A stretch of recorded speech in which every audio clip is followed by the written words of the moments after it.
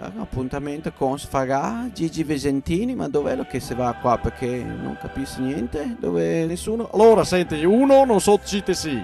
Due, qua non c'è nessuno. Tre, senta tesoro, cosa ho avuto che ti dica? Allora, aspetta, basta che arriva qualcuno, o mi ha tempo da perdermi. Lo so, perché aspetta, me guardo, qua non vedo nessuno, non c'è nessuno qua, ho avuto che ti dica, me va solo le braghe. Allora sa conti da farmi, vuoi via? Cosa fa? Dimmi ti, faccio una telefonata, chiamo, non so, dimmi ti. Io sono venuto qua per parlare di Champions League 12esima, calcio 5. Cosa devo fare? Non mi pare una bella cosa, una bella di organizzazione, un po', Oh, guarda, io provo a chiamare adesso, vediamo se viene qualcuno. Devo dire così. Vabbè, però io aspettare, va bene?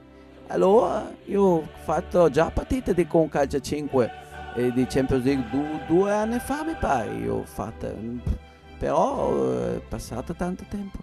Sì, ho giocato, però le gambe è quello che è, perché ormai ho una certa età, E ormai allora io ho fatto qualche tacchetto, ho fatto qualche cross, qualcosa, però ormai le gambe è un po' quelle che è, insomma.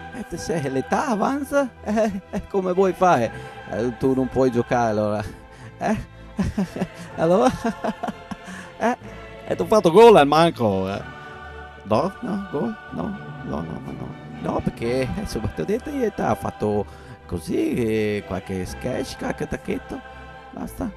Allora venite Champions League, venite che è molto bella, anche se Beppe Sfagara ma tira il pelo perché non è arrivato, no, io non lo vedo qua, allora venite.